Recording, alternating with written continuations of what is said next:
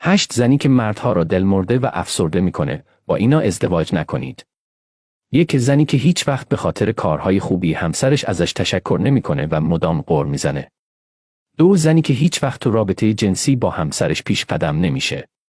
3 زنی که به کارهای خونه اهمیت نمیده و معمولاً کل روز رو میخوابه.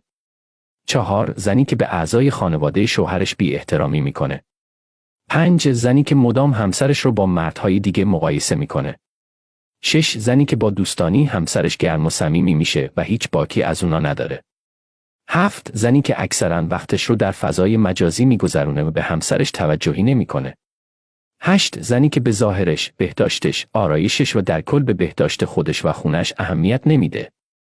اگر میخوای داناتر بشی، این ویدیو رو لایک کن و بنویس خدایا شکرت.